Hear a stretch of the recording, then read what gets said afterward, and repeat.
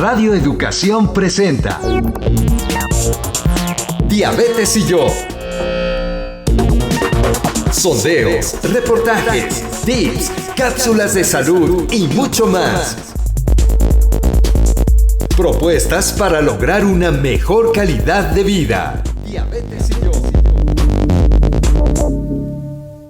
Alzheimer en México.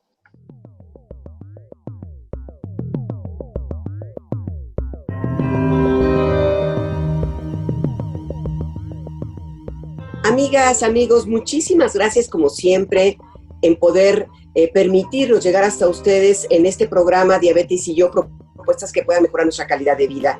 Les saluda María Eugenia Pulido en nombre de todo el equipo de este programa. Vamos a hablar de un tema que ya hemos tratado en otras ocasiones, pero que es de relevancia, dado los casos en México y bueno, y en el mundo. Pero vamos a hablar en particular en México, como siempre, invitamos a expertas, en este caso expertas en el tema, y muchas gracias por acompañarnos como siempre. El Alzheimer, amigas y amigos, afecta a cada persona de manera diferente, de manera distinta. Su evolución y duración también varía en función de muchos factores como son la edad, la personalidad, la salud, el ambiente, entre otros. Y hoy vamos a conocer más sobre esta enfermedad que todavía sigue siendo como muy misteriosa para muchas personas. Y vamos a platicar con una organización civil especializada en este tema. Esto va a ser de gran valía para todas las personas que buscan ayuda, ya sean familiares o los mismos pacientes. Vamos a hablar de este tema. Pero como siempre, antes de presentar a nuestras invitadas, a nuestros invitados el día de hoy, vamos a este reportaje de inicio.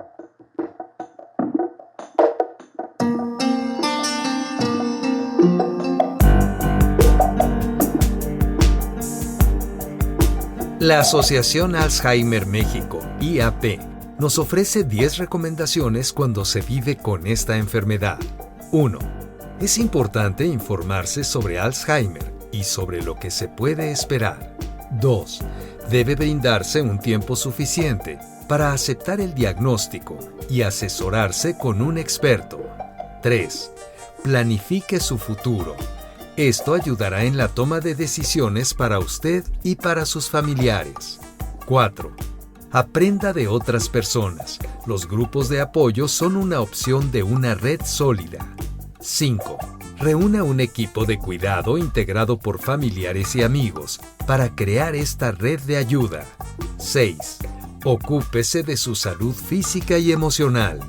7. Mantenga su mente y cuerpo activos. Esto ayudará a reducir los niveles de estrés. 8. Otórguese periodos establecidos de descanso y relajación. 9. Disipe mitos y conceptos erróneos sobre la enfermedad de Alzheimer. 10. Continúe aprendiendo y fortaleciéndose como paciente y como cuidador. Los pacientes con Alzheimer en su etapa grave pueden experimentar cambios en su capacidad de hablar, sentarse o incluso tragar. Podrán necesitar asistencia permanente en sus actividades diarias y de cuidado personal.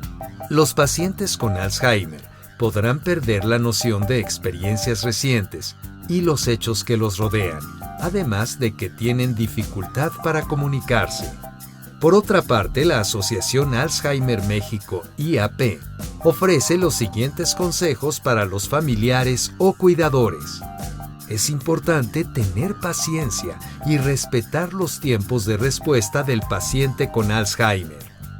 Recuerde mantener activos los sistemas locomotor, nervioso y cognitivo del paciente, es decir, que se pueden afectar el habla y el movimiento, entre otras funciones.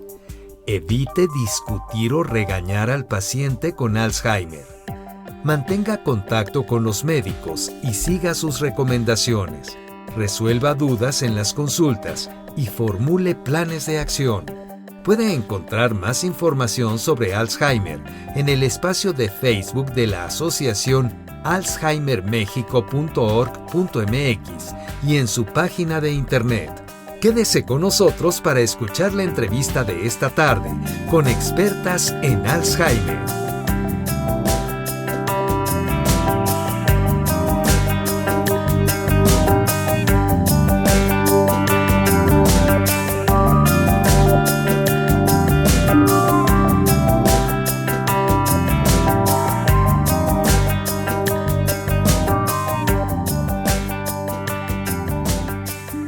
gracias por acompañarnos en esta charla donde vamos a hablar de un tema que consideramos relevante. Vamos a hablar del Alzheimer y para ello le damos la bienvenida a nuestras invitadas esta tarde, la doctora Dulce Saraí Tovar Vital. Ella es psicóloga con especialidad en neuropsicología clínica por el Centro Médico Nacional 20 de noviembre del ISSSTE y el Instituto Nacional de Neurología y Neurocirugía Manuel Velasco Suárez, aquí en la Ciudad de México. Doctora, un gusto saludarla. Hola, ¿qué tal? Muy buenas tardes a todos los que nos escuchan. Es un gusto estar con ustedes una vez más y poder compartir este espacio. También está con nosotros, gracias doctora, Laura Elena Cortés. Ella es voluntaria en esta fundación. Laura Elena se acercó a esta organización para entender el Alzheimer cuando su mamá fue diagnosticada. Y pues gracias también, Laura Elena, por acompañarnos en esta sesión. Muchísimas gracias. Les agradecemos el tiempo y la oportunidad para poder compartir información que es sumamente importante para las personas que se enfrentan a estas situaciones. Muchas gracias. Muchas gracias. La primera pregunta para despejar las dudas, el conocimiento de qué es la enfermedad Alzheimer y a diferencia de otras demencias, por favor, Dulce. Sí, pues bueno, la enfermedad de Alzheimer es un fenómeno muy complejo. Cuando hablamos de demencias, nos enfrentamos a diversas enfermedades que hacen todo un cúmulo de situaciones que llevan a la persona a perder de alguna forma capacidades que nosotros llamamos cognitivas para poder desarrollarse en su entorno de manera óptima. ¿Esto qué quiere decir? Que las personas van presentando dificultades, de hecho, para poder comunicarse, para poder recordar su propia vida, para poder recordar cosas del día a día, y entonces esto le lleva a una dificultad en poder convivir con otras personas, en poder mantenerse, como lo diríamos actualmente, en línea de lo que va sucediendo, y eso lleva un cúmulo de pues cuestiones también a nivel emocional en la persona que lo está padeciendo y también en su familia. Entonces diríamos que las demencias y que la enfermedad de Alzheimer es un tipo de demencia que tiene la característica de ser crónica y progresiva, es decir, conforme pasa el tiempo, la persona va a ir empeorando en toda esta sintomatología. Y a diferencia de otras, demencias como es la vascular, ¿cómo la podemos distinguir y cuáles son los señales de alerta? Por favor, no sé si Laurelena quiere entrar o la misma Dulce Tovar, por favor. Laurelena. Sí, muchas gracias. La verdad es que a veces las demencias es difícil definir exactamente cuál sería la diferencia. Sin embargo, hay ciertos síntomas o ciertos comportamientos que lo que van indicando es que no hay un funcionamiento al 100% o integral de la persona. Entonces, para poder definir o distinguir entre una demencia u otra, sí se requieren estudios muy específicos, a lo mejor análisis, a lo mejor una serie de evaluaciones que nos pueden definir que, sin embargo, hay unos datos o hay unos comportamientos que se empiezan a afectar y entonces es que ese es el foco en donde deberíamos o debemos poner atención. Por ejemplo, puede haber un cambio en el carácter o en el humor sin una causa aparente. Puede haber una torpeza en el comportamiento o confusión en las personas, la falta de orientación en el tiempo y en el espacio. Aquellas actividades que desarrollaban de forma cotidiana empiezan a tener dificultad. Tan sencillo, ejemplos muy claros para nosotros, por ejemplo, en elaborar una sopa de unas personas, o sea, las mujeres que, por ejemplo, dedican a cocinar y entonces de repente no saben, ¿no?, qué lleva, qué le tengo que poner y es algo que siempre ha hecho toda su vida. O en el caso de los hombres, a lo mejor el salir, tomar las llaves y de repente no ubican qué es lo que tienen que hacer. Esos son señales que son primeros síntomas de que algo no está al 100% funcionando en las personas. Puede haber aturdimiento o una alta percepción de lo que está sucediendo, ¿no? Errores que repiten las frases, que te repiten lo que te están platicando, incluso a lo mejor que ven a una persona y la saludan varias veces en un lapso muy corto de tiempo. Puede haber un intento de disimular pérdidas. Haz de cuenta que no supieron en dónde están las cosas y las tienen enfrente y quieren disimular o quieren hacer como que no se están dando cuenta y quieren distraerte. La verdad es que lo hacen justamente por la falta de entendimiento de la enfermedad, y este es un espacio para poderles platicar qué es lo que pasa, ¿no? Puede haber tristeza, una autoestima disminuida, errores de juicio, a lo mejor, no sé, tenemos que ir al banco, pero hacen otra cosa y se dirigen a otro lugar, cosas como muy sencillas de la vida cotidiana, ¿no? Eso es lo que yo observaba, por ejemplo, cuando sucedió con mi mamá. Pero para poder definir una enfermedad de Alzheimer con respecto a la diferencia con otro tipo de demencias, hay una serie de estudios. Sin embargo, sí hay comportamientos también muy claros, y ahí a lo mejor Dulce nos puede ayudar. Sí, totalmente de acuerdo, ¿no? Lo que nos comenta Laura es muy cierto. Existen todas estas dificultades que van a llevar a la persona a que no se pueda enfrentar a los desafíos que la vida diaria por sí sola les pone enfrente.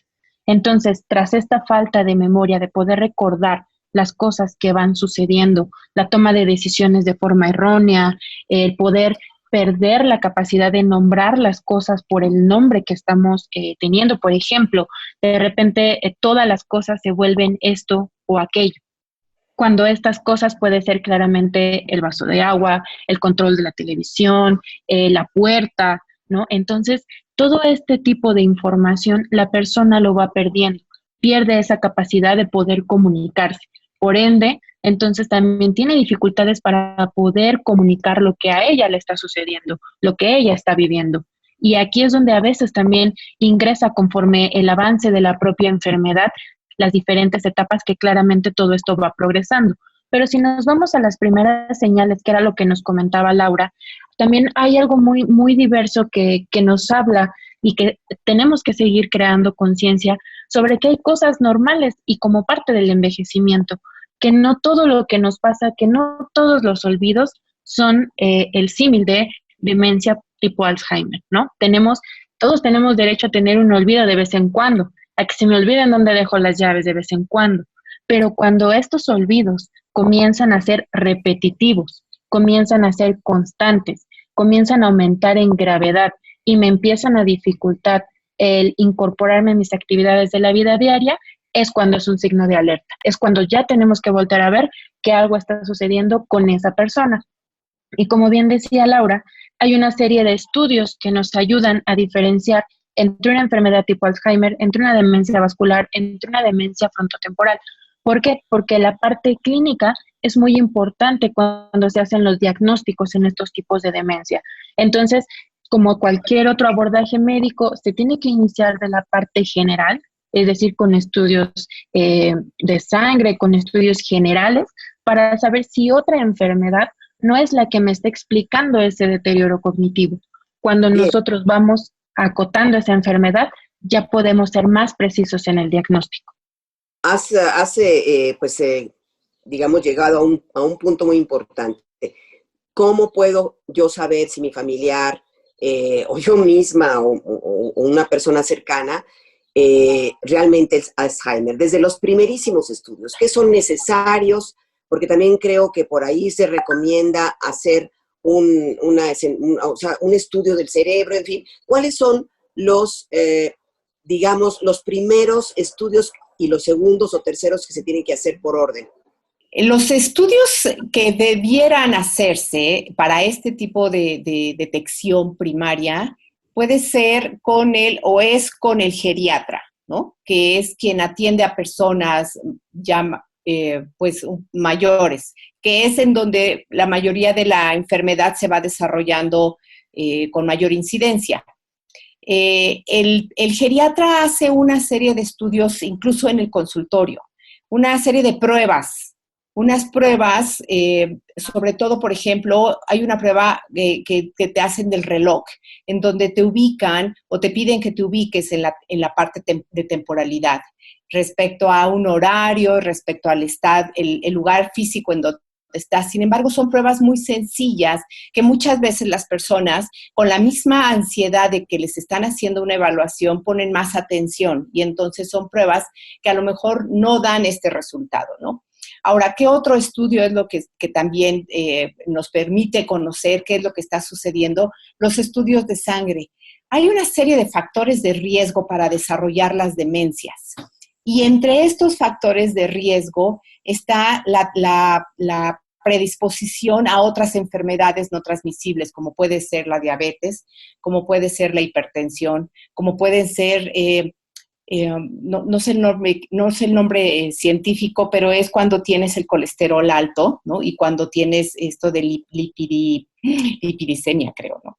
Entonces, lo que sucede es que se van haciendo un expediente respecto a lo que va sucediendo en el cuerpo de la persona y también al comportamiento de la persona.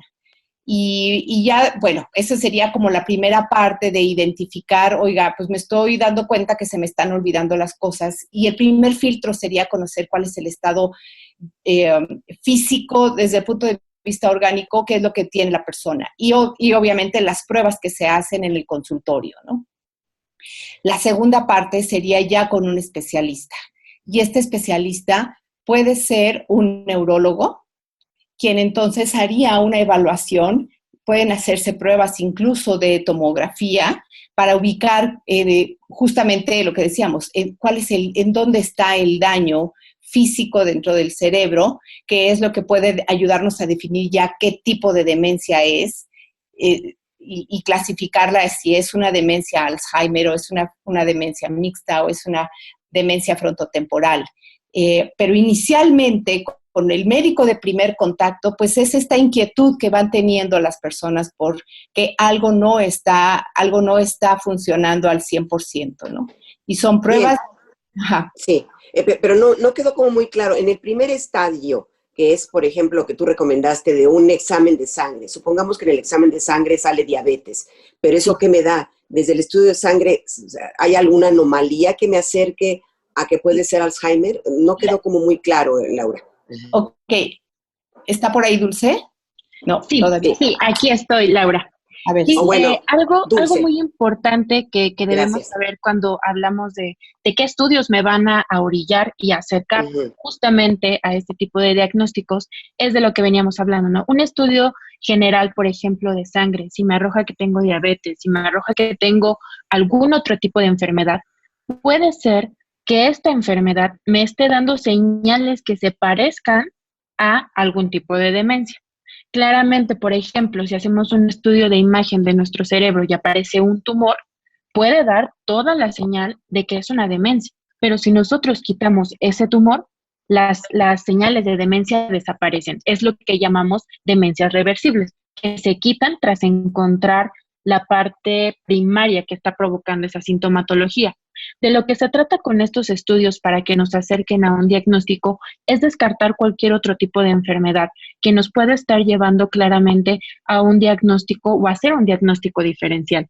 Una vez que nosotros empezamos a acotar la parte de la sintomatología junto con la historia clínica y junto con otro tipo de estudios, que en este caso sería un estudio neuropsicológico, que es aquel que se va a encargar de hacer un mapeo general de todas nuestras funciones cognitivas. Si hablamos que la demencia atañe a estas funciones cognitivas o al deterioro de estas funciones cognitivas, el especialista que entra ahí es el neuropsicólogo, que en conjunto con el médico geriatra y con el neurólogo, que es el especialista en demencias también, nos va a llevar a acercarnos al tipo de demencia que nos estamos enfrentando. Y muchas veces la gente se pregunta, ¿por qué es importante? Si yo ya veo que tiene fallas, ya puedo decir que tiene una demencia. Es importante entender que el diagnóstico certero o el diagnóstico más próximo a algún tipo de demencia es sobre todo por el tratamiento farmacológico, porque hay medicamentos que van a estar o que se van a contrarrestar con los diferentes tipos de demencias. Entonces, no es lo mismo enfrentarnos a una enfermedad tipo Alzheimer a una enfermedad, por ejemplo, de tipo frontotemporal. Van a haber medicamentos que son más específicos o que ayudan más a la persona a poder controlar toda la sintomatología que se está presentando de acuerdo al diagnóstico que tengamos enfrente. Entonces, de manera general, el primer acercamiento es con un médico geriatra porque trata a las personas mayores. Posteriormente, si él detecta estas fallas tras la historia clínica, tras lo que las personas le vayan comentando, lo que seguiría sería un estudio generales de salud, después evaluaciones neuropsicológicas y acercarnos también con el neurólogo. En estadios más avanzados de la enfermedad ya entra en el plano el neuropsiquiatra, pero de manera general son estos médicos a los cuales nos debemos acercar.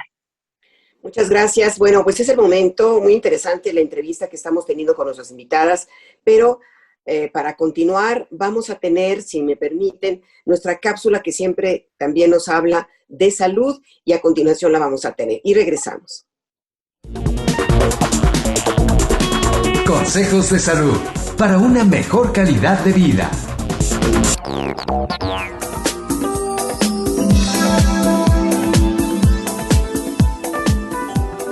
Hola, ¿cómo estás? Mi nombre es Mónica Hurtado, la nutrióloga de Quiero Saber Salud.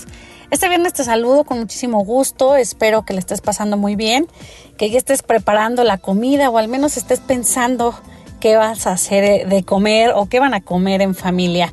Algo importante que debemos de considerar es que parte fundamental del balance energético que ya hemos comentado, que es esta ecuación entre lo que comemos y lo que gastamos por medio de la actividad física, una parte fundamental es la actividad física. Esta actividad física pues tiene que ser complementaria a toda tu vida. La actividad física puede ir desde realizar labores del hogar hasta una actividad física un poquito más extenuante, como puede ser caminar, trotar, bailar, nadar, andar en bicicleta, hacer yoga, hacer pilates, hacer tai chi, cualquier tipo de actividad que requiera un gasto energético o un movimiento de tu músculo, eso lo podemos tomar como actividad física.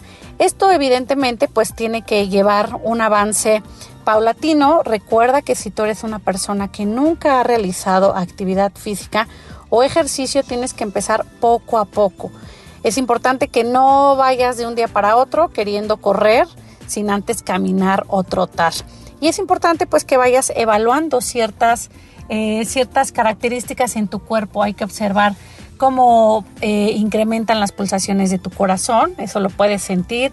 O bien lo puedes sentir al costado de tu corazón, un poquito abajo, o bien lo puedes sentir también cómo se va incrementando esta frecuencia cardíaca a la altura de tu cuello, abajito de las amígdalas. Ahí trata de sentir cómo se incrementan las pulsaciones. También, bueno, es importante que vayas observando cómo es tu capacidad física, cómo están tus piernas, cómo se encuentran tus brazos, que no te duela la cabeza, que no se te duerman las piernas o los brazos. Lo básico es que tú aprendas a escuchar a tu cuerpo y conforme tu capacidad física te lo permite, vayamos incrementando esta actividad física. Recuerda que para niños, la Organización Mundial de la Salud hace una recomendación que es de 60 minutos diarios de actividad física y ejercicio. Para adultos, pues ya nos bajaron un poquito la recomendación. Pueden ser 30 minutos, al menos 5 veces a la semana, que juntemos 150 minutos y que hagamos ejercicios tanto de fuerza como ejercicios cardiovasculares. Recuerda que este balance energético tiene que ir en combinación con tu alimentación. Para tener un balance energético neutro o saludable, necesitamos consumir la misma cantidad de calorías en alimentos, deben de ser consumidas también por el ejercicio. Es decir, debemos de oxidar esta energía que estamos obteniendo por los alimentos. Yo me despido sin antes invitarte a que consultes nuestra página de internet de Quiero Saber Salud, quierosabersalud.com.mx. Ahí vas a encontrar una calculadora donde hacemos un balance de algunos alimentos, desde taquitos, donas, sándwiches, verduras, frutas, y cuál es la cantidad de ejercicio que necesitas hacer para poder utilizar ese alimento que estás consumiendo. Me despido, disfruta tu fin de semana. Yo soy Mónica Hurtado, la nutrióloga de Quiero Saber Salud.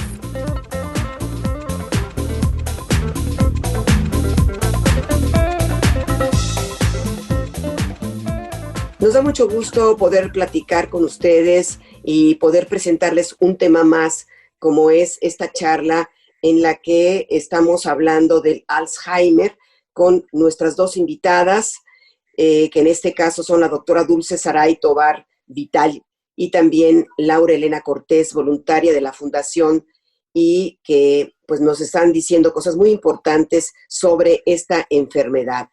¿Tiene cura el Alzheimer? Porque ha habido muchos adelantos en los tratamientos, en el seguimiento de esta enfermedad, pero poder tener en el futuro una cura o algo que se acerque a una cura de esta enfermedad.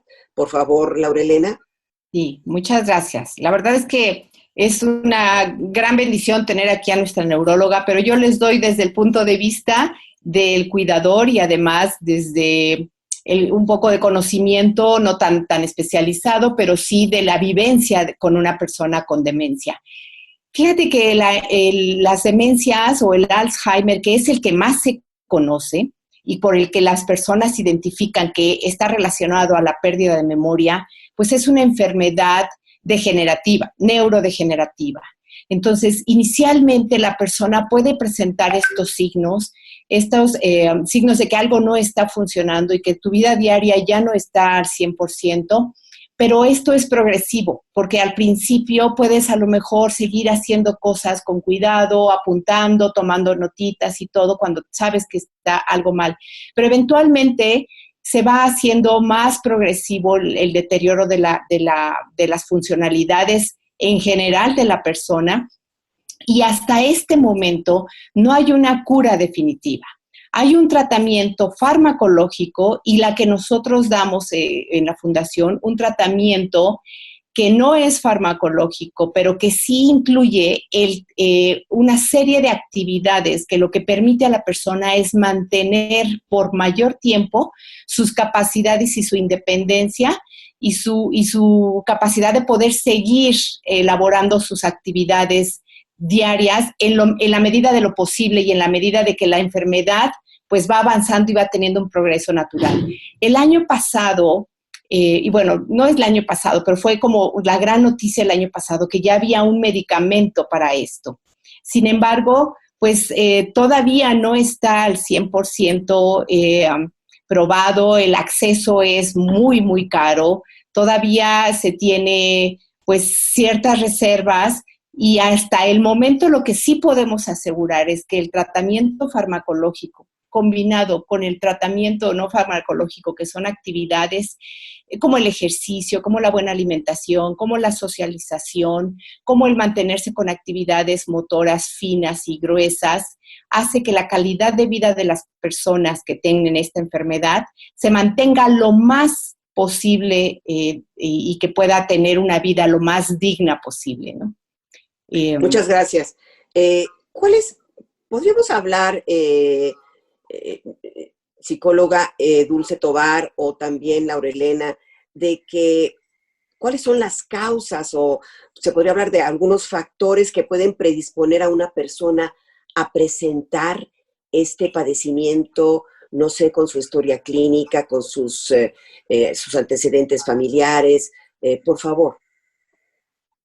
Sí, hace no mucho tenía una charla justamente con un médico que nos hablaba acerca de cómo todo ahorita está virando o se está viendo a través de los genes, ¿no? De que nos hablan que los genes nos predisponen a quizás ciertas enfermedades. Y creo que aquí podemos retomar algo que justamente nos comentaba Laura hace un momento. Si bien las causas de la enfermedad de Alzheimer pueden ser causas hereditarias, en este caso que serían relacionadas totalmente a la parte genética, pero hay otras que también tienen que ver con nuestro estilo de vida. Y la revista The Lancet sacó hace no mucho tiempo una investigación muy bonita en donde nos pone los factores de riesgo que pueden ser causales justamente de poder desencadenar algún tipo de demencia. Y entre los más representativos o entre los más destacados nos hablan, por ejemplo, de la diabetes, que es algo que también vamos a tocar en este programa. Nos hablan de la diabetes como un predictor o como un factor de riesgo más bien para poder desarrollar algún tipo de demencia. También nos habla del aislamiento social, y si lo metemos en un contexto de pandemia, pues se vuelve todavía más relevante. Nos habla también acerca de la depresión, del poder consumir, de fumar, también de algún traumatismo que nosotros hayamos tenido a lo largo de nuestra vida, traumatismo craneoencefálico, pérdida del oído, sobre todo en la mediana edad.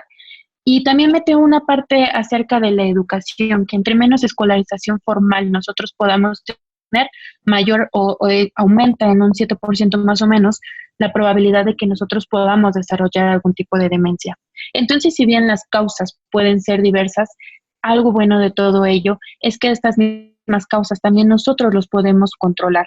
Todos estos factores que yo les comenté son potencialmente modificables. Y cuando hablamos de que tiene potencial de modificación, hablamos de que hay cosas que podemos hacer para evitar en una mayor medida el poder desarrollar algún tipo de demencia. Muy bien, a mí me gustaría preguntarles a ambas, hablarnos un poco más de la relación diabetes y Alzheimer, por favor. Sí, claro. Bueno, pues la relación que existe actualmente es todavía, ¿cómo decirlo? No es que sea contradictoria, sino que existe claramente si nos describimos o si nos vamos a la parte de la fisiopatología de la enfermedad, pero la diabetes tiene una relación, digamos, un tanto directa, ¿no? En cuanto a las demencias. ¿Por qué? Porque se habla de que la persona que pueda padecer diabetes va a tener un menor rendimiento cognitivo, así como un mayor grado de poder padecer algún tipo de demencia. Y tenemos un montón de estudios que se han hecho acerca de la diabetes y el Alzheimer, y es sabido que la diabetes pues, puede ser causa de daños a nivel sanguíneo, a nivel de vasos sanguíneos, y entonces por ello se considera como un factor de riesgo, sobre todo para la demencia de tipo vascular, que tiene relación directa justamente con la parte de los vasos sanguíneos, ¿no? Y la demencia vascular, si la vemos en estadística, es la segunda causa de demencia después de la enfermedad de Alzheimer. Entonces, pues bueno, también la diabetes se ha asociado con otras causas de demencia, pero en particular se ha observado que personas que tienen altos niveles de glucosa en la sangre, como puede pasar en la diabetes de tipo 2, van a presentar mayores niveles de proteína beta amiloide, que sin ser demasiado exactos, esta proteína se ve inmiscuida en la enfermedad de Alzheimer, es decir, prolifera de manera anormal en nuestro cerebro y es lo que nos da una enfermedad de tipo Alzheimer. Yo aquí quisiera agregar que efectivamente es un factor de riesgo, como otras enfermedades, la diabetes es un factor de riesgo. Sin embargo, yo creo que aquí hay que resaltar que cuando la diabetes no es controlada, pues este factor se puede incrementar, ¿no? Entonces, las diabetes controladas, la verdad es que no solamente pueden pongámoslo así, reducir el riesgo de desarrollar algún tipo de demencia, sino cualquier también relacionada a otro tipo de enfermedades, si son enfermedades crónicas, degenerativas, controladas. Y ahí es en donde yo creo que valdría la pena resaltar que, bueno, así como puede haber sugerencias de estilo de vida y modificación de estilo de vida en personas diabéticas, esas mismas sugerencias también se las enfatizamos en personas que padecen demencia, ¿no? Como un factor de prevención, justamente. ¿Qué más? ¿Algo más, Dulce? Uh-huh. Pues actualmente justamente de lo que les hablaba, ¿no? De esta parte de la relación, incluso hasta en la parte del tratamiento farmacológico también se ha visto mucho que unos nos hablan que puede haber como cierta prevención de que las personas que utilizan fármacos justamente para la diabetes podrían ayudar o tratar de prevenir o incluso retrasar un poco el deterioro cognitivo en las personas. Entonces, es muy interesante todo este tema porque al final estamos hablando de una enfermedad como la diabetes, que si bien también nos vamos a la parte contextual y sociocultural de nuestro país, pues es una enfermedad que muchas personas la podemos padecer o que ya la padecemos y que justamente nos habla, y si lo podemos relacionar con el estilo de vida que estamos tratando de intensificar en el sentido de que todos podamos hacer caso a estas recomendaciones que hasta parecen un poco sosas, ¿no? Porque las escuchamos en todo momento, los médicos nos dicen, come bien, haz ejercicio, haz esto, haz aquello, pero no nada más tienen que ser recomendaciones para una persona que ya tiene la enfermedad. Son recomendaciones que toda la población en general deberíamos de seguir. Uno, para minorar el hecho de poder tener hipertensión y diabetes, que son dos de las enfermedades también de causa de mortalidad en las personas mayores, y que a su vez todavía se sume un proceso neurodegenerativo como lo es la demencia, pues creo que es momento como de que justamente aprovechar estos espacios para poder concientizar acerca del tratamiento, de la intervención, pero también de la prevención en esta población. Bueno, antes de hablar de los tratamientos, yo he leído que lamentablemente a veces es la edad, uno piensa que a los 60, 70 años empiezan a ver como algunos síntomas de esta enfermedad, pero hay en personas más jóvenes que se ha presentado. ¿Es así? Sí, desafortunadamente existen, aunque es lo menor estadísticamente hablando, eso nos hablaría más de un factor justamente genético. Una persona que desarrolla una enfermedad tipo Alzheimer o cualquier otro tipo de demencia antes de los 65 años, nos podríamos apegar más hacia un factor genético, es decir, de descendencia que ya venimos de generación tras generación y que es todavía más probable de que la persona lo pueda desarrollar. Sin embargo, esto solamente alcanza a explicar el fenómeno. Algunos nos hablan del 1 al 3 hasta el 5% de toda la población que tiene algún tipo de demencia. Por lo general y lo que se ve de manera más constante es que después de los 65 años las personas empiezan a presentar algún tipo de dificultad, sobre todo relacionada con la memoria, que es una de las sintomatologías que más preocupa, pero que también hay que saber decir que no es parte del envejecimiento, que no todas las personas envejecen con algún tipo de demencia, que no todas las personas envejecen con alguna enfermedad y que también tenemos personas que envejecen de manera saludable y que también tenemos personas que envejecen con una calidad de vida pues más óptima, ¿no? Entonces creo que también es importante ver esto de que no todo es parte del envejecimiento y saber cuando hablábamos de las señales de alerta, sobre todo con esta parte de la constancia que se presentan los síntomas, acudir con un especialista. Y hablando de los tratamientos. Aquí, María Eugenia, yo quisiera adicionar a lo que nos ha dicho Dulce, yo quisiera decirles que la enfermedad del Alzheimer o las demencias, cuando se presentan, es porque seguramente, y estadísticamente está comprobado y está estudiado, que empezaron entre 15 y 20 años antes, ¿no? Y yo creo que esto también está relacionado a los factores de riesgo, al estilo de vida, al padecer alguna otra enfermedad, como puede ser pues la hipertensión, como puede ser la diabetes, ¿no? Y al estilo de vida en general que tenemos, la alimentación, ¿no? Al ejercicio.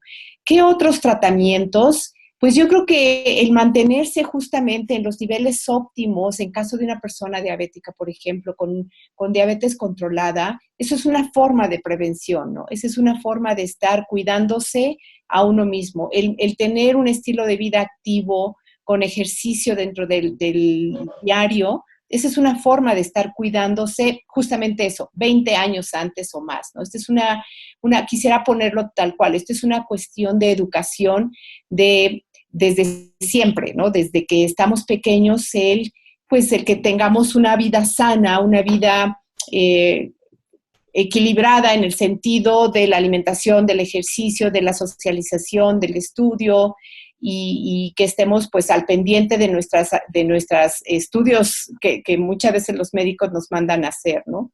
Para ver qué niveles de colesterol tenemos, para ver cómo está la glucosa en sangre.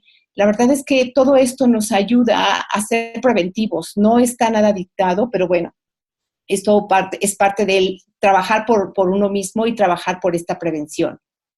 Gracias. Laura, y yo iría a lo siguiente. Tú pues lo viviste en carne propia con tu mami, pero háblanos de cuál fue la idea de crear esta fundación de Alzheimer México, que creo que es en los 2000, ¿verdad? ¿En qué año? Y cómo fue que te animaste que se hizo esta tan importante asociación. Gracias. Alzheimer México tiene 20 años. Se fundó en el 2012.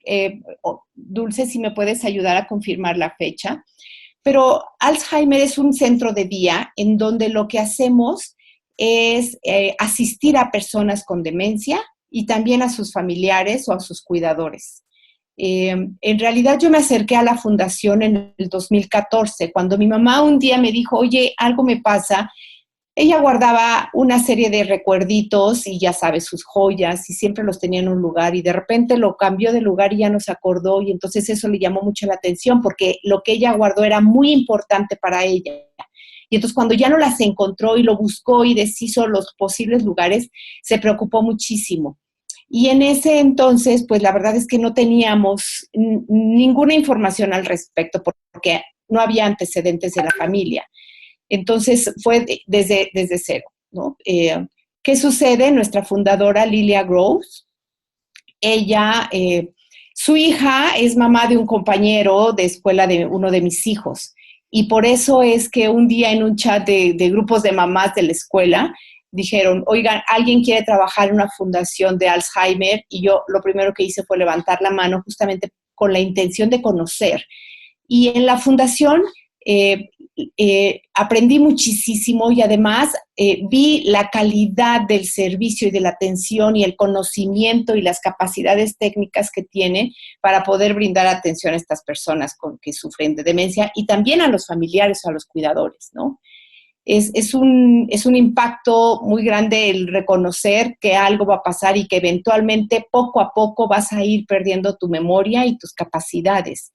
Y en el programa que tenemos dentro de la fundación es un programa orientado a mantener la funcionalidad de las personas. Nosotros no damos un diagnóstico. De hecho, es uno de los requisitos que solicitamos para poder ingresar a las personas, el que ya tengan un diagnóstico. El que ya un médico les haya dicho qué tipo de demencia o que ya estén en este tipo de estudios para definir cuál es la enfermedad específica. Sin embargo, lo que nosotros hacemos en la fundación es una serie de actividades en 6 diferentes áreas, ¿no?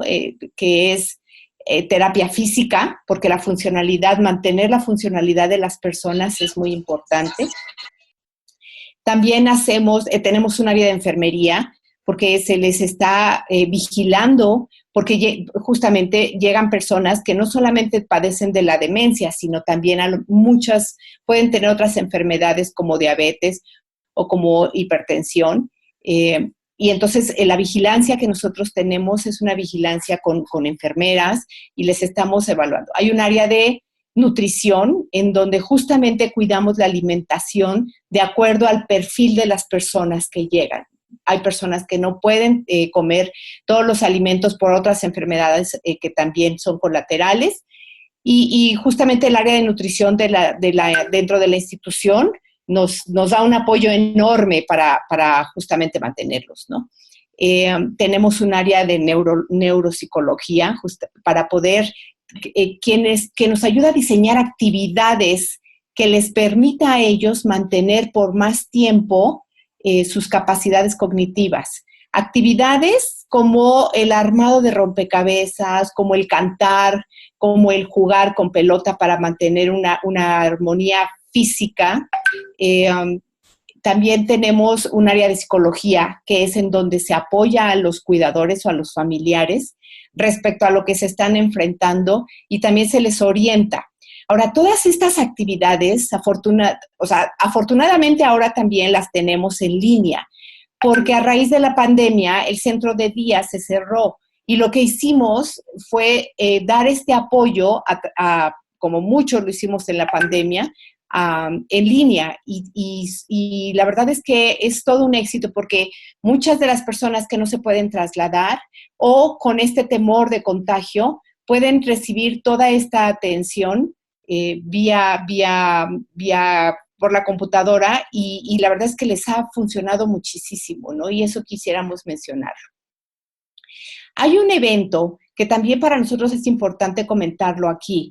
En el mes de septiembre, el 21 de septiembre, se conmemora el Día Mundial del Alzheimer. Y en el mes de septiembre nosotros tenemos un evento que se llama Aprende y Actúa. Y justamente es de esto, es orientado a educar, a informar a compartir actividades, a compartir conocimiento con especialistas sobre qué es la enfermedad y cómo tratarla, ¿no? Y no solamente es para las personas que lo padecen. Muchas veces quien lo padece más son los cuidadores o son los familiares que están alrededor de ellos, ¿no?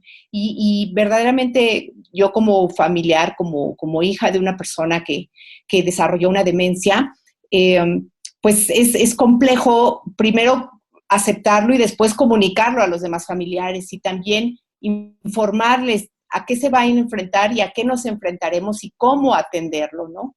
Y estos eventos son muy importantes porque cuando tú tienes información, cuando tú tienes conocimiento, la tensión se te baja, porque al menos ya sabes hacia dónde vas y qué puedes hacer y que no estás solo en esto, ¿no? Que puedes acercarte a personas como la Fundación de Alzheimer México y, bueno, pues en línea tenemos en la página, se quedan grabadas las cápsulas con los especialistas y es una muy buena fuente de información para tener detalles. Ayer que platicaba con Dulce justamente sobre esta plática con ustedes, que además de agradecerles, yo lo que les decía es, lo primero que te enfrentas es ¿qué va a pasar? ¿Qué es? ¿A dónde va? ¿Qué le va a pasar? ¿No? ¿Cómo va a ser esto? Y ya después como que quieres entender qué es lo que está pasando dentro del cerebro de la persona, ¿no? Y quieres más detalle y entender y conocer un poco más. Pero lo primero es, no tengo información y sí quiero saber qué tengo que hacer. Y toda esta, desde el principio, desde con qué médico asistir, desde quién me puede ayudar, quién me puede diagnosticar si es o no es, o si a lo mejor es consecuencia de algo que se puede revertir, como al principio de la entrevista lo decía Dulce. Bueno, esa es la primera pregunta. ¿Qué hago? ¿A dónde voy? ¿Qué pasa? Y todas estas respuestas las pueden encontrar en la página web de alzheimermexico.org.mx o bien en la página del evento en donde se llama alzheimeraprendeyactua.org. Ahí encuentra mucha información. Y también quisiera dejarles el teléfono de la fundación en caso de contactarnos. Es el 5541 28 86 75. Y en redes sociales, Alzheimer México en Facebook, en Twitter Alzheimer MX o en Instagram, que pueden ahí en Instagram, la verdad es que es una red social tan óptima para poder comunicar a través de imágenes lo que hacemos, y es Alzheimer Mex de México. Muy bien, gracias, Laurelena. Y a mí me gustaría escuchar a la neuropsicóloga Dulce Tovar. ¿Qué recomendaciones tiene para los familiares, para los cuidadores también que sufren al lado del enfermo? ¿Qué debemos de hacer? Ya lamentablemente estamos llegando a la parte final de nuestro programa. Por favor, Dulce. Sí, muchas gracias. Sobre todo, importante que como cuidador debemos de tomar en cuenta que para poder brindar un cuidado óptimo, también es necesario cuidarnos. Y entonces, ¿qué recomendamos siempre? Dedicarnos tiempo como cuidadores. Entender que lo que estamos viviendo y que lo que estamos sintiendo es normal, es parte también de todo el fenómeno que nos estamos enfrentando. Son cosas nuevas, es un desafío totalmente para la familia y para la persona como cuidadora. Entonces, ¿qué debemos hacer? Tener una estructura. A veces no sabemos qué hacer por falta de estructura, por falta de información, como bien lo decía Laura. Es importante que junto con nuestro familiar podamos establecer una rutina, podamos establecer hábitos de cuidado y de salud ante los cuales pues vamos a poder actuar y vamos a poder saber qué hacer frente a cada una de las situaciones. La realidad es que las demencias es un fenómeno complejo, es un fenómeno diverso que pone a prueba a la persona que lo está padeciendo y a la familia también en general. Entonces, acercarse a los grupos de ayuda, como los que tenemos también en la Fundación y otras instituciones, acercarse, hablar de la enfermedad, hablar de lo que estamos pasando. Al final, los propios cuidadores son los expertos en el tema. Y entonces, entre ellos hacen justamente este grupo de apoyo, porque lo que a mí me funcionó te puede funcionar también a ti. Cabe señalar que no todo está descrito en la literatura, que vale mucho la experiencia que tienen los cuidadores, y es a los que tenemos que rescatar y es a los que tenemos que cuidar. Algo que siempre nos preguntan es que yo dedico mi cuidado a mi familiar y a mí quién me cuida. Y entonces nosotros les respondemos, nosotros como instituciones estamos obligados a cuidarte para que tú sigas enfrentando lo que tienes que estar trabajando junto con tu familiar. Entonces, nuestro quehacer como fundación, como institución, como centro de día, es cuidar tanto a la persona con demencia como al cuidador y como a la familia. Entonces, yo lo que diría ya para terminar de esta charla es que no duden en pedir ayuda, que se acerquen a instituciones especializadas, porque justamente estamos para ello, ¿no? Para ayudarlos también y para hacer honor a nuestro eslogan, que es brindar una esperanza de vida. Gracias, Dulce. ¿Cómo concluyes, Laura Elena? ¿Cuáles son tus palabras? Y además pedirte que después nos reiteres los datos de contacto, por favor. Gracias. Primero, darle las gracias de que nos den la oportunidad de poder comunicar, de informar, de abrir el tema del Alzheimer y de las demencias, la relación que tiene con la enfermedad de diabetes, que es un factor de riesgo, pero también es una esperanza para poder tener una calidad de vida lo más óptima en todo sentido, sea uno diabético o no sea diabético, tenga demencia o bueno, nuestro familiar, ¿no?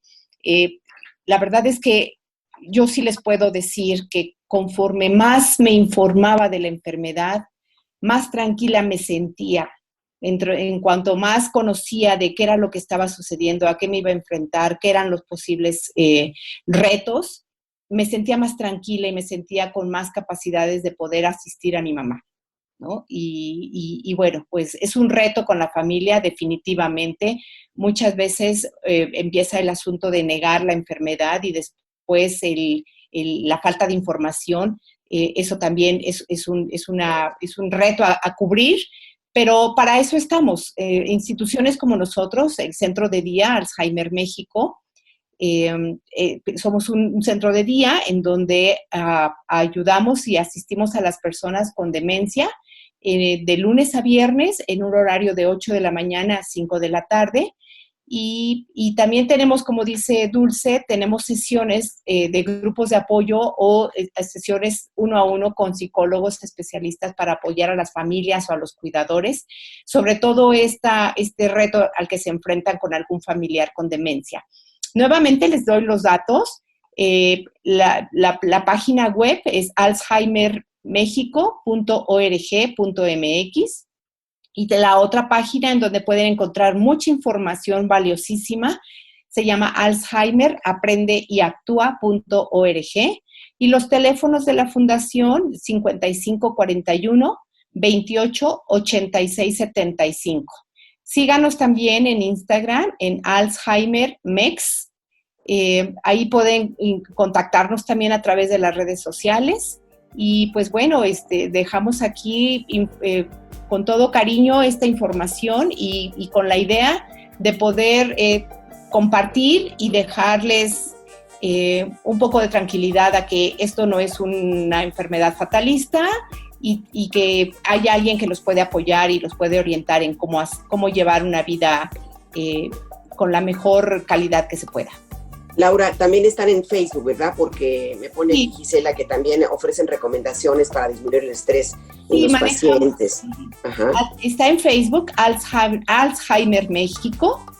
Ese es en Facebook. Y efectivamente, compartimos mucha información, cápsulas informativas, infografías sobre qué hacer, entrevistas que tenemos con especialistas, damos información de los eventos próximos, de las reuniones de los grupos de apoyo, de las actividades que se están manejando en línea, de los próximos eventos que se vayan a celebrar dentro de las actividades para